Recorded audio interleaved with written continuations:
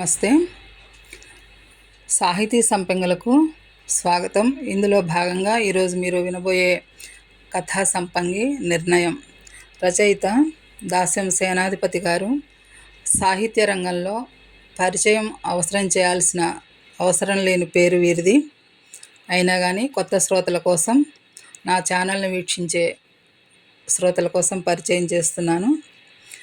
వీరు పూర్వ కామర్స్ విభాగాధిపతి, ప్రభుత్వ మహిళా డిగ్రీ అండ్ పీజీ కళాశాల కరీంనగర్లో సేవలందించారు.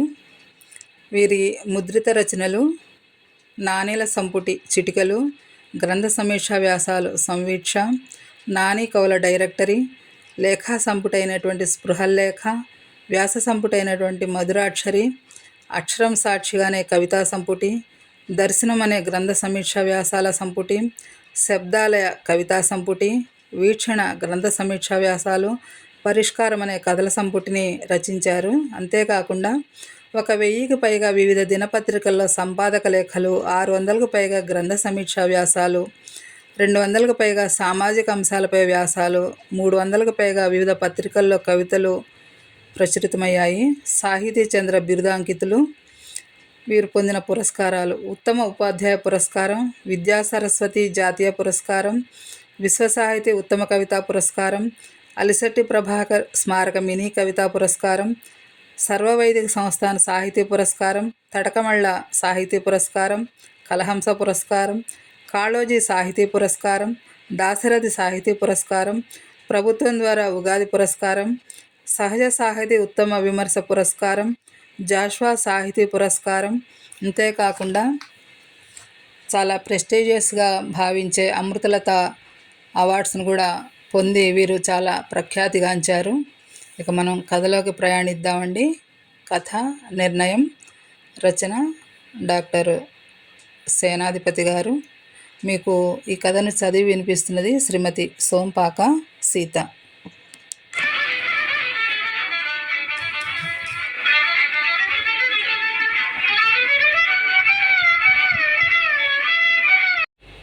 రాత్రి 12 అయింది. ఏకధాటిగా కారుతున్న కన్నీరుతో దిండు తడిసి ముద్దయింది. ఏం చేయాలో తోచడం లేదు. వేధించే భర్తతో ఇక వేగటం కష్టమని నిర్ణయానికి వచ్చేసింది. 3 ఏళ్ల కూతురు మంచి నిద్రలో ఉంది.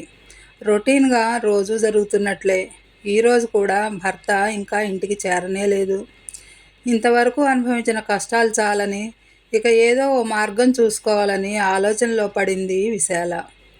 రమణతో 4 ఏళ్ల క్రితం పెళ్ళయింది. MBA పాస్ అయిన రమణ నెలకు 30,000 రూపాయల జీతంతో ఉద్యోగం చేస్తున్నట్లుగా నమ్మబలికి పెళ్ళాడాడు. అతడు MBA పాస్ అయింది నిజమైనా జీతం మాత్రం 6,000 రూపాయలేనని తెలుసుకోవటానికి విశాలకు ఎక్కువ కాలం పట్టలేదు. పైగా మద్యానికి బానిసై విశాలను వేధించటం నిత్యకృత్యమైపోయింది అతగాడికి. ఇంటికి కావలసిన అవసరాలన్నీ ఆమె పుట్టింటి వారు పెళ్లిలో కట్నం రూపంలో సమర్పించిన 5 లక్షల రూపాయల ఫిక్స్డ్ డిపాజిట్స్పై వచ్చే వడ్డీతోనే సర్దుబాటు చేసుకుంటూ ఇంటి గుట్టు బయటపడకుండా సంసారాన్ని నెట్టుకొస్తున్నది.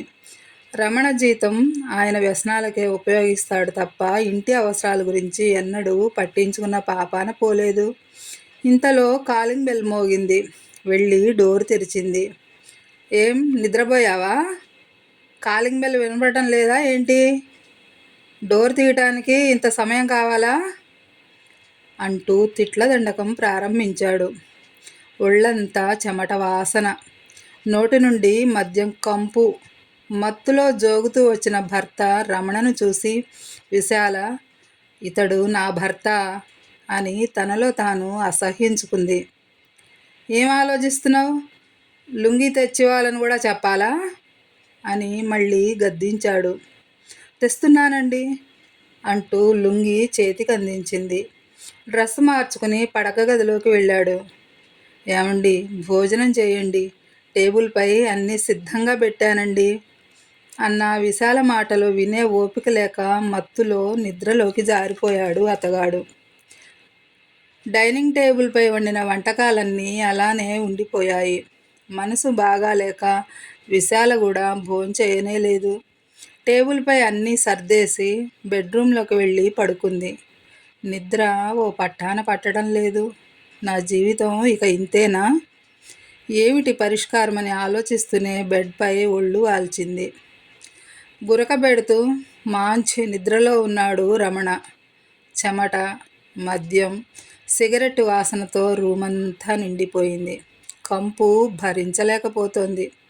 నిద్ర రావటం లేదు. వెంటనే హాల్లోకి వచ్చి టీపాయ్ ఉన్న పత్రికల్ని తిరగేసింది. బిఏ బీఈడీ పాస్ అయిన విశాల కుటుంబ బాధ్యతలకే పరిమితమైపోయింది. పెళ్లికి ముందు ప్రైవేట్ స్కూళ్లలో టీచర్గా పనిచేసిన అనుభవం ఉంది. ఏదైనా స్కూల్లో ఇప్పుడు కూడా టీచర్గా పనిచేస్తే బాగుండునని ఆలోచిస్తోంది. ఇంత పెద్ద హైదరాబాద్ సిటీలో అది సాధ్యమయ్యే పనేనా అని ప్రయత్నం ప్రారంభించనే లేదు. పేపర్ చదువుతూనే సోఫాలో ఒరిగిపోయింది. ఉదయం పాలవాడి కాలింగ్ బెల్తో మేల్కొన్న విశాల ఈరోజు ఏదో ఒక నిర్ణయం తీసుకోవాల్సిందేనని అనుకున్నది మనసులో. 9 గంటలకల్లా టిఫిన్ చేసి రమణ బయటకు వెళ్ళాడు. ఇంతలో కూతురు స్వప్న లేచింది. కూతురికి స్నానం చేయించి టిఫిన్ తినిపించింది. తాను తిన్నట్లుగా చేసింది. ఇంటి నుంచి వెళ్ళిపోతున్నట్లు లేఖ రాసి స్వప్నతో కలిసి ఇమ్లీబాన్ బస్టాండుకు ఆటోలో చేరింది. విశాల తల్లిదండ్రులు వయోవృద్ధులు. తండ్రి పరంధామయ్య రిటైర్డ్ టీచరు. విశాల ఒక్కగానొక్క కూతురు. తమ తాహతుకు మించి 5 లక్షల కట్నము, బండి వగైరా ఇచ్చి పెళ్లి ఘనంగా చేశారు. ప్రస్తుతం ఓ అద్దె ఇంట్లో సిద్దిపేటలో విశ్రాంత జీవనాన్ని గడుపుతున్నారు వారు. సిద్దిపేటకు వెళదామని వచ్చిన విశాల ప్లాట్ఫామ్ వైపు నడక ప్రారంభించింది. ఎంత ఆపుకుందామన్నా కన్నీరు ఆగటం లేదు. కొంగుతో తుడుచుకుంది. ఓ చేతిలో బ్యాగు పట్టుకుంది. మరో చేత్తో స్వప్నను ఎత్తుకుంది. ప్లాట్ఫామ్పై కరీంనగర్ వెళ్లే బస్సులో ఎక్కి కూర్చుంది. ఉదయం 10 గంటలకు బస్సులో పెద్ద జనం లేరు. సీటు ఈజీగానే దొరికింది. బ్యాగు ఓ పక్కన, మరో పక్కన స్వప్నను కూర్చోబెట్టుకుంది. సిద్దిపేటకు టికెట్ తీసుకుంది. ప్రతిరోజు రమణ తాగొచ్చి తనను వేధించే సంఘటనలు మనోఫలకంపై కదలాడాయి. పుట్టింటి వారు సమకూర్చిన 5 లక్షల ఫిక్స్డ్ డిపాజిట్ డబ్బు కూడా బలవంతంగా డ్రా చేయించి క్రమంగా మద్యానికి తగలబెట్టిన భర్తను గుర్తు చేసుకుంటోంది. అప్రయత్నంగా కన్నీరు దానంతట అదే కారిపోతోంది. ఇంతలో, ఏమమ్మా, సిద్దిపేట న్యూ బస్టాండ్ వచ్చింది, మీరెక్కడ దిగుతారు అన్న కండక్టర్ మాట గట్టిగా వినిపించగానే తేరుకుంది విశాల. పాత బస్టాండ్లోనే దిగుతానండి అనటంతో బస్సు పాత బస్టాండ్ వైపు వెళ్ళటం ప్రారంభించింది. పాత బస్టాండ్ చేరుకోగానే బస్సు దిగింది.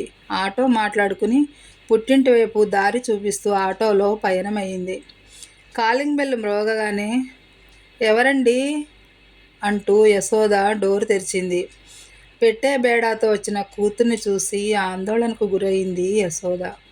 ఏమైంది బిడ్డా, ఇలా చెప్పా పెట్టకుండా వచ్చేశావు అంటూనే విశాల చేతిలోని మనవరాళ్ళు స్వప్నను తీసుకుంది. ఇంట్లోకి నడిచింది. విశాల అనుసరించింది. ఏమండి, చూసారా ఎవరొచ్చారో అంటూ భర్త పరంధామయ్యను లేపింది. ఉలిక్కిపడి లేచిన పరంధామయ్య విశాలను పలకరించాడు. అబ్బే, ఏం లేదు నాన్న, నాకు అక్కడ ఉండటం ఇష్టం లేక వచ్చేసా అంటూ జరిగిందంతా వివరించింది విశాల. శాడిస్టు భర్తతో వేగలేను నాన్న అంటూ బోరున ఏడ్చేసింది. బిడ్డను అనునయిస్తూ, నీకు మేమున్నామమ్మా, మా దగ్గరే ఉందువు గాని అంటూ ధైర్యం చెప్పింది యశోద. రాత్రి అయింది. భోజనం చేశాక విశాల వాకిట్లో కుర్చీ వేసుకుని కూర్చుంది. ఆకాశంలో నక్షత్రాలు కాంతిని వెదజల్లుతున్నాయి. ప్రక్కనే ఉన్న సన్నజాజి మల్లి చెట్టుకు పూలు తళుక్కుమంటూ సుగంధాలను వెదజల్లుతున్నాయి. అంతలోనే శశిని మేఘాలు కమ్ముకున్నాయి. చంద్రుడు మబ్బుల మాటన దాక్కున్నాడు. మదిలో భవిష్యత్తు గురించిన ప్రశ్నలొక్కొక్కటి మదన పెడుతున్నాయి. కూతురు స్వప్నను ప్రయోజకురాల్ని చేయాలన్న సంకల్ప బలంగా ఉన్న విశాల ఏదో ఒక పాఠశాలలో చేరాలని నిర్ణయించుకుంది. తెల్లవారగానే తన సర్టిఫికెట్స్తో ఉద్యోగాన్వేషణకై విశాల ఊళ్ళోకి బయలుదేరింది. 5-6 పాఠశాలల్ని సందర్శించిన ప్రయత్నం ఫలించలేదు. అంతటా నో వేకెన్సీ అని చెప్పడం, వెనుదిరగటం వెంటనే జరిగిపోయాయి. ఇక తిరిగే ఓపిక లేక ఇంటి దారి పట్టింది నెమ్మదిగా విశాల. ఇంతలో, "ఏమే విశాల, ఎప్పుడొచ్చావే?" అన్న పిలుపు విని వెనక్కి తిరిగి చూసింది. "నేనేనే శ్యామలను, నీ చిన్ననాటి స్నేహితురాల్ని" అని అనగానే సంతోషంతో శ్యామలను హత్తుకుంది. "నీవిక్కడా" అని శ్యామల ప్రశ్నించేలోపే, "పుట్టింటికొచ్చానే" అని సమాధానం చెప్పింది విశాల. "ఇక్కడే ప్రభుత్వ డిగ్రీ కాలేజీలో మా ఆయన కెమిస్ట్రీ లెక్చరర్గా పనిచేస్తున్నారే, దగ్గరలోనే మా ఇల్లు, పోదాం పదవే" అంది. సరేనని వెంట వెళ్ళింది విశాల. ఇల్లు మొదటి అంతస్తులో ఉంది. తాళం తీసి లోపలికి ఆహ్వానించింది శ్యామల. డ్రాయింగ్ రూమ్ చాలా అందంగా అలంకరించబడి ఉంది. ఖరీదైన సోఫా సెట్స్, గోడలపై సుందరమైన సీనరీస్ను చూసిన విశాలకు శ్యామల ఎంత సంతోషంగా తన భర్తతో కాపురం చేస్తుందో అర్థమైపోయింది విశాలకు. "ఏమైంది? ఏదో ఆలోచిస్తున్నావు?" "లేదే, నీ అభిరుచికి తగ్గట్టు నీకు భర్త దొరికాడని సంతోషంగా ఉందే" అంది విశాల. "అవునే, నన్ను బాగా చూసుకుంటున్నాడు. ఈ కాలేజీకి బదిలీ అయి నెల రోజులే అయిందే. నువ్వు కాఫీ తీసుకుంటావా, కూల్ డ్రింకా?" "ఏదీ వద్దే, మంచినీళ్ళివ్వు చాలు" అంది. "ఎందుకే అలా? చాలా రోజులు కలిసావు కదా, నీ మ్యారీడ్ లైఫ్ గురించి, మీ వారి గురించి నాకు చెప్పవా?" అంది శ్యామల చనువుగా. "ఏమని చెప్పమంటావే శ్యామల" అంటూ కంటతడి పెట్టడం ప్రారంభించింది. మంచినీటి గ్లాస్ అందించి పక్కన కూర్చుని ఓదార్చింది శ్యామల. "నాకిప్పుడు ఓ టీచర్ ఉద్యోగం కావాలే శ్యామల అని అదే పనిలో తిరుగుతుంటే నీవు కనిపించావు" అని అన్నది. "అలాగా, మాకు తెలిసిన వారికి ఓ హై స్కూల్ ఉంది. కరస్పాండెంట్ స్వయంగా హెచ్ఎం గారే బాధ్యతలు నిర్వహిస్తూ చాలా బాగా నడుపుతున్నాడు" అంటూ ఓ విజిటింగ్ కార్డు చేతికి అందించింది.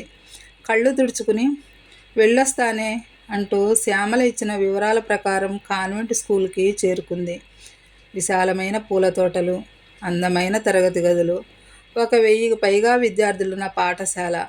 అయినప్పటికీ ఎంతో నిశ్శబ్ద వాతావరణం, పచ్చికతో కళకళలాడుతున్న పరిసరాలు, ఆహ్లాదకరమైన భవన సముదాయం, వీటన్నిటినీ చూసి లోలోన పరవశించింది విశాల.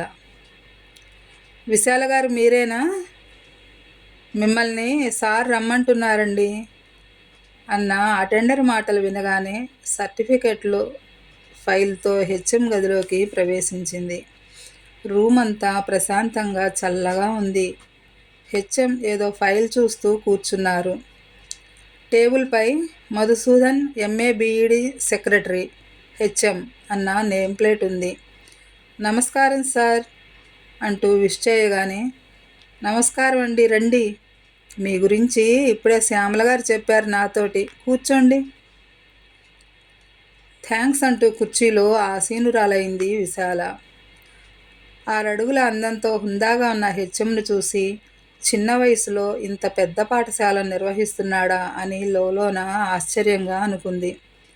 అధికార దర్పం ముఖాన ఏమాత్రం కనిపించకుండా నైస్ జెంటిల్మెన్గా ఉన్న హెచ్ఎంను చూసి ఇక్కడ తనకు భద్రత ఉంటుందని ఆయనపై విశ్వాసం కలిగింది. ఫైల్పై సంతకాలు పూర్తి చేసిన హెచ్ఎం విశాల వైపు చూస్తూ, "చెప్పండి విశాల గారు, మా స్కూల్లో ఇటీవలనే సోషల్ మేడం గారు రిటైర్ అయ్యారు. ప్రస్తుతం మేము సోషల్ స్టడీస్ చెప్పే టీచర్ కోసం చూస్తున్నామండి" అన్నాడు. "అలాగా, నేను సోషల్తో పాటు ఆంగ్లం కూడా 10 వరకు బోధిస్తానండి. ఇదిగోండి నా సర్వీస్ సర్టిఫికేట్లు" అంటూ చూపించింది హెచ్ఎంకి. "వెరీ గుడ్, మీ ప్రొఫైల్ చాలా బాగుంది. కానీ ఓ కండిషన్." "ఏమిటది?" "స్టడీ అవర్స్ ఉంటాయి. మాది రెసిడెన్షియల్ స్కూల్. టీచర్లు ఇక్కడ స్టాఫ్ క్వార్టర్స్లోనే ఉండాలండి" అన్నాడు. "పర్వాలేదండి, ఉంటాను. కానీ నాకు ఓ చిన్న అమ్మాయి ఉంది." "మీ అమ్మాయిని ఇక్కడే ప్లే స్కూల్ విభాగంలో చేర్చండి." "అమ్మయ్య, నా సమస్యకు పరిష్కారం దొరికిందని ఊపిరి పీల్చుకుంది విశాల. హెచ్ఎం ఆదేశానుసారం మరునాడే అమ్మా నాన్నల అనుమతితో లగేజ్తో స్వప్నను తీసుకుని స్కూల్కి చేరింది విశాల. అటెండరు విశాలకు కేటాయించిన క్వార్టర్ చూపించాడు. ఏ ఫర్నిచరు అవసరం లేకుండానే అప్పటికే అన్నీ సమకూర్చబడిన వసతి గది. ఓ హాల్లో టేబులు, కుర్చీ, బెడ్రూమ్లో double cot bed, dressing table, ఓ బీరువా, ఫ్యాన్లు, ఇలా కావలసిన కనీస అవసరాలన్నీ ఏర్పాటు చేయబడి ఉండటం చూసి చాలా ఆశ్చర్యపోయింది విశాల. తన సామాన్లు సర్దుకుంది. స్టాఫ్ క్వార్టర్లు వరుసగా 15 వరకు ఉన్నాయి. ప్రక్క క్వార్టర్లలో మిగిలిన స్టాఫు మెంబర్లుంటున్నారు. మధ్యాహ్నం తరగతి గదికి వెళ్ళింది. పాఠాలు చెప్పటం మొదలుపెట్టింది. ఫస్ట్ ఇంప్రెషన్లోనే పిల్లల్ని బాగా ఆకట్టుకుంది. కూతురు స్వప్నను పాఠశాల ఆవరణలోనే ఉన్న ప్లే స్కూల్లో జాయిన్ చేసింది. ఓ రోజు హెచ్ఎం తరగతుల పరిశీలనకై రౌండ్స్కు బయలుదేరాడు. లీజర్ పీరియడ్లో విశాల స్టాఫ్ రూమ్లో ఏవో నోట్స్ దిద్దుతూ కనిపించింది. విశాల గారు, ఒకసారి నా ఛాంబర్కి రండి అంటూ వెళ్ళిపోయాడు. సరే సార్ అంది విశాల. ఎందుకు పిలిచాడో? నా టీచింగ్పై ఏమైనా అసంతృప్తా? ఇలా ఆలోచనలు మదిలో కదలాడుతుంటే హెచ్ఎంను అనుసరించి వెళ్ళింది. May I come in sir? Yes come in, కూర్చోండి. Thank you sir. మీ టీచింగు పిల్లలకు బాగా నచ్చిందండి. Thank you sir. మీరు ఏమీ అనుకోకపోతే మీ గురించి, మీ వ్యక్తిగత విషయాల గురించి చెప్తారా? ఇలా హెచ్ఎం అడగగానే కొంత భయానికి గురైంది. ఏ ఉద్దేశంతో అడుగుతున్నాడోనని చాలా కంగారు పడిపోయింది. అవన్నీ చెప్పి మీ మూడ్ చెడగొట్టడం ఎందుకు సార్? సరే, అభ్యంతరం ఉంటే చంపకండి. అలా కాదు సార్ అంటూ బ్రీఫ్గా తన జీవితం గురించి వివరించింది. ఇంకా పెళ్లి కాలేదు హెచ్ఎం మధుసూదన్ గారికి. 35 ఏళ్ళు వచ్చేశాయి. పాఠశాల నిర్వహణలో పడి పెళ్లి ధ్యాసే మర్చిపోయాడు. నా అన్న వాళ్ళు అతనికి ఎవ్వరూ లేరు. విశాల చెప్పిన గాథ విని చలించిపోయి, సారీ విశాల, మీ జీవితం గురించి అడిగి ఇబ్బంది పెట్టాను అన్నాడు. పర్వాలేదండి అంటూ విశాల స్టాఫ్ రూమ్ వైపు అడుగులేసింది. ఈ విధంగా 2 సంవత్సరాలు గడిచిపోయాయి. విశాల ఓ రోజు రాత్రి టీచింగ్ నోట్స్ రాసుకుంటూ రేపటి పాఠాలని ప్రిపేర్ అవుతూ కూర్చుంది. కాలింగ్ బెల్ శబ్దం విని తేరుకుంది. ఇప్పుడు రాత్రి 10 దాటింది. ఎవరై ఉండొచ్చబ్బా అనుకుంటూ డోరు వద్దకు వెళ్ళి, ఎవరండి అని ప్రశ్నించింది. నేను విశాల గారు అన్న హెచ్ఎం కంఠం విని డోరు తెరిచింది. లోపలికి రావచ్చా? అనుమతి కోరాడు. రండి సార్ అంది. ఎన్నో రోజుల నుండి మిమ్మల్ని ఒకటి అడగాలని ఉంది విశాల అనగానే షాకుకు గురైంది. అయినా హెచ్ఎంపై సదభిప్రాయం ఉంది. ఆయన డిసిప్లిన్, నడవడి అన్నీ నచ్చాయి. అడగండి అంది. మీరు ఇలా ఎంతకాలం ఒంటరిగా ఉంటారు? మీకు అభ్యంతరం లేకపోతే నేను నా దాన్నిగా చేసుకుంటాను అనగానే అనుకోని ఈ ప్రతిపాదనతో ఏమీ మాట్లాడలేకపోయింది విశాల. ధైర్యం కూడగట్టుకుని, నా లైఫ్ అంతా చెప్పాను. మీరు ఎంతో భవిష్యత్తు ఉన్నవారు. ఒక మంచి అమ్మాయిని పెళ్లి చేసుకుని సుఖంగా ఉండండి సార్ అంది మనస్ఫూర్తిగా. మంచి అమ్మాయి అంటే మీ దృష్టిలో అందమా లేకపోతే ఏంటి విశాల గారు? అది మీలో ఉంది కదా. కాదు సార్, నేను పడిలేచిన కెరటాన్ని. సమస్యల సుడిగుండం నుండి ఇప్పుడిప్పుడే బయటపడుతున్నా. నేను నా భర్తను వదిలేసి వచ్చాక కనీసం ఆయన నుండి ఫోన్ లేదు, గీన్ లేదు. నా గురించి, బిడ్డ గురించి ఆలోచించిన పాపాన పోలేదు. నాకిప్పుడు ఉన్నదల్లా నా కూతురు భవిష్యత్తును తీర్చిదిద్దటమే పెద్ద బాధ్యత. అదంతా నేను చూసుకుంటాను. ఏ నిర్ణయం 2-3 రోజుల్లో చెప్పు అని వెళ్ళాడు. విశాల డోర్ మూసేసింది. మనసులో ఆలోచనలు పరుగులు తీస్తున్నాయి. ఊహించని పరిణామం. హెచ్ఎం ఎన్నోసార్లు ఎంతో ఫ్రీగా, స్నేహంగా మాట్లాడాడే తప్ప తప్పుగా ఏనాడు బిహేవ్ చేయలేదు. తనతో హద్దులు దాటి ప్రవర్తించలేదు. ఆయన హుందాతనం నచ్చిందని మనసులో అనుకుంటూనే నిద్రలోకి జారిపోయింది విశాల. 4 రోజులు గడిచిపోయాయి. ఎప్పటిలాగే విధుల్ని నిర్వహిస్తోంది విశాల. కానీ హెచ్ఎం ప్రపోజల్కు ఎలా జవాబు ఇవ్వాలో ఇంకా నిర్ణయించుకోలేదు. నిర్ణయం ప్రకటించమని మధుసూదన్ కూడా తొందర పెట్టడం లేదు. వారము నెలలు గడుస్తున్నా మళ్ళీ ఈ విషయం ఎలా ప్రస్తావించాలో ఇరువురు ఇబ్బంది పడుతున్నారు. విశాల మనసు బాధ పెట్టానేమోనన్న గిల్టీ ఫీలింగ్ హెచ్ఎంలో వచ్చింది. మళ్ళీ ఆయన అడగంది నేనెలా చెప్పాలి అని విశాల భావిస్తోంది. కొన్నాళ్ల తర్వాత హెచ్ఎం ధైర్యం కూడగట్టుకుని, ఏం నిర్ణయించుకున్నారు విశాల? ఒకవేళ ఎస్ అంటే లీజర్ పీరియడ్లో నా ఛాంబర్లో కలవండి అని చెప్పేసి వెళ్ళాడు.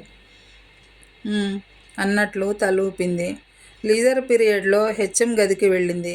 విశాలను చూసి, రండి కూర్చోండి, మీరే ఎటువంటి నిర్ణయం చెప్పినా పర్వాలేదు, మౌనంగా ఉండటమే బాగాలేదండి అన్నాడు.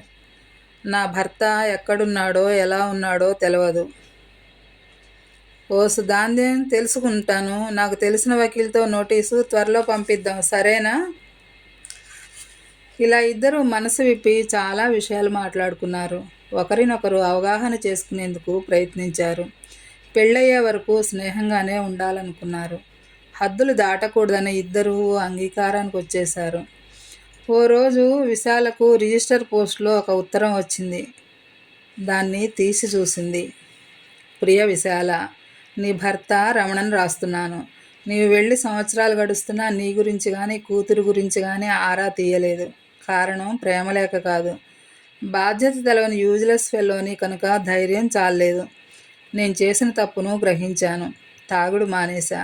ఇప్పుడు ఓ ప్రముఖ కంపెనీలో నెలకు 80,000 జీతం సంపాదిస్తున్నాను. బుద్ధిగా ఉంటున్నాను. నీకు చేసిన అన్యాయాన్ని కొంతవరకైనా పూడ్చాలని అనుకుని నీకు ఈ లేఖ రాస్తున్నా. నీతో మళ్ళీ కలిసి సంతోషంగా కాపురం చేయాలనుంది. నన్ను క్షమిస్తావన్న నమ్మకం ఉంది. క్షమిస్తావు కదూ? క్షమిస్తే ఆదివారం హైదరాబాద్లోని మంజీరా హోటల్లో కలుసుకుని మిగతా విషయాలు మాట్లాడుకుందాం. నీ రాకకే ఎదురుచూసే నీ భర్త రమణ. ఇలా రాసి ఉంది లేఖలో. లేఖను చదవగానే షాకుకు గురైంది విశాల. రాత్రంతా బాగా ఆలోచించింది. ఇప్పుడు 2 ఆప్షన్లు ఆమె ముందున్నాయి. ఉపాధితో పాటు కష్టాల్లో స్నేహస్తం అందించిన మధును పెళ్ళాడి ఆయనతో జీవనాన్ని కొనసాగించడం. రెండోది, కూతురు భవిష్యత్తును దృష్టిలో పెట్టుకుని భర్తను క్షమించి ఆయన వద్దకు వెళ్ళటం. బాగా ఆలోచించింది విశాల. బంధువులకు సంబంధించి ఓ ఫంక్షన్ ఉందని చెప్పి ఆదివారం హైదరాబాదుకు కూతుర్ని వెంటబెట్టుకుని మంజీరా హోటల్కు చేరింది. రమణ ఉన్న గదికి చేరుకుంది. Calling bell నొక్కింది. డోరు తెరిచాడు రమణ. రా విశాల అంటూ లోపలికి ఆహ్వానించి డోరు వేశాడు. కూతుర్ని ఎత్తుకుని ముద్దాడాడు. విశాలకు కళ్ళ వెంట ఆనంద బాష్పాలు రాలిపోతున్నాయి. నన్ను క్షమించు విశాల, నా అంత దుర్మార్గుడు ఈ ప్రపంచంలో ఉండడనుకుంటా. సంవత్సరాలు గడిచినా మీ గురించి పట్టించుకోనే లేదు. నన్ను క్షమించు విశాల, ప్లీజ్ అంటూ దగ్గరకు తీసుకున్నాడు.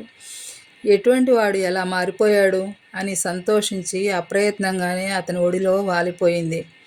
మౌనంగానే క్షమించినట్లు సంకేతాలను అందించింది. తేరుకుని, మీరెలా ఉన్నారండి అని గద్గద స్వరంతో పలకరించింది. కన్నీళ్లను ఆపుకోలేకపోతోంది. ఇద్దరూ మనసారా మాట్లాడుకున్నారు. ఆ మరునాడు ఇరువురు కలిసి కారులో సిద్దిపేటకు వెళ్ళారు. విశాల స్కూల్కి చేరుకున్నారు. మధుకు ఈ విషయం ఎలా చెప్పాలో తెలవటం లేదు విశాలకు. వీరెవరు విశాల అని ప్రశ్నించాడు మధు. నేను చెప్తానండి, నేను విశాల భర్తను. జరిగిందంతా వివరించి వీరిని తీసుకెళ్తానండి అంటూ అభ్యర్థించాడు రమణ. అలా వినటంతో నిశ్చేష్టుడయ్యాడు హెచ్ఎం మధు. తాను కన్న కలలన్నీ ఇలా కలలైపోతుంటే లోలోన బాధను దిగమింగుకుని, రండి సార్ అంటూ లోపలికి ఆహ్వానించాడు. విశాల లాంటి మంచి భార్యను మీరు పొందటమే మీ అదృష్టమండి అన్నాడు మధు. మధుతో మాట్లాడాలంటే విశాలకు నోటమాట రాలేదు. పరుగెత్తుకెళ్ళి మధు కాళ్లపై పడి క్షమించమని వేడుకుంది. మీ ఆదరణ జీవితంలో మరువలేనండి అంది మనస్ఫూర్తిగా. మధు బాధతో, నీ నిర్ణయమే నా నిర్ణయం విశాల, నీ జీవితం నీ ఇష్టం అన్నాడు. వారికి తాను స్కూల్ స్టాఫ్ అంతా సాదరంగా వీడ్కోలు పలికారు. బాధాతప్త హృదయంతో భారంగా భర్తతో వెళ్ళిపోయింది విశాల. ఆమె తీసుకున్న నిర్ణయం పట్ల చేసేదేమీ లేక ఈజీ చైర్లో ఒరిగి 2 కళ్ళు మూసుకున్నాడు మధు బాధగా. విశాల కళ్ళల్లో ఆనందం. భారత స్త్రీతత్వాన్ని చూసి విశాల, రమణల కంటే ఎక్కువ ఆనందించాడు మధు. కారణం? ఈ విశాల సందిగ్ధత గమనించిన మధు రమణ యొక్క అడ్రస్ తెలుసుకుని విషయాన్ని వివరించటం, అప్పుడప్పుడే తన బలహీనతల నుండి బయటపడుతున్న రమణ జీవితంలో భార్య స్థానం ఏమిటో గ్రహించడం జరుగుతున్న సమయంలో విడిపోవటం. ఒక్క క్షణం మనల్ని మనం తెలుసుకుని జీవితాన్ని బాగుపరుచుకోవటం కేవలం మన చేతుల్లోనే ఉంది. విశాల భారతదేశంలోని మధ్యతరగతి ఇల్లాలు మనస్తత్వంతో మిమ్మల్నే కోరుకుంటుంది. ఇది నిజం. మీ బలహీనతలు, అలవాట్లు కాస్త మార్చుకుంటే చాలు సుఖంగా జీవించవచ్చని భావిస్తోందని నేను గమనించాను. అందుకే వచ్చాను. ఆలోచన గల స్త్రీ ఆమె. ఆవేశంలో నిర్ణయం తీసుకోవటం ఇష్టం లేని పరిపూర్ణ మహిళ. మీకోసం కేవలం మిమ్మల్నే కోరుకుంటోందని అర్థం చేసుకున్నాను. నిర్ణయం మీ మీదే ఆధారపడిందని అభ్యర్థిస్తున్నాను.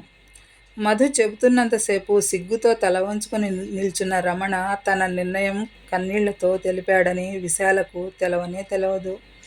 తెలియపరచాల్సిన అవసరమూ లేదని మధు రమణకు తెలియజేశాడు. కానీ ఎప్పటికైనా మధు ఎవరినో ఒకరిని పెళ్లి చేసుకోక తప్పదని, ఆనాటి వరకు మధు చెప్పిన మహోపకారం విశాలకు తెలియపరచడానికి ఆగాలని రమణ నిర్ణయించుకున్నాడు. మిత్రులారా, కథ సమాప్తం. మీకు ఈ కథ నచ్చినట్లయితే తప్పకుండా లైక్ చేయండి, కామెంట్ రాయండి, షేర్ చేయండి. సబ్స్క్రైబ్ అవ్వని మిత్రులుంటే తప్పకుండా సబ్స్క్రైబ్ అవుతూ నన్ను ఎంకరేజ్ చేయాలని మనవి చేస్తున్నానండి. ఉంటానండి. ధన్యవాదాలతో మీ సోంపాక సీత.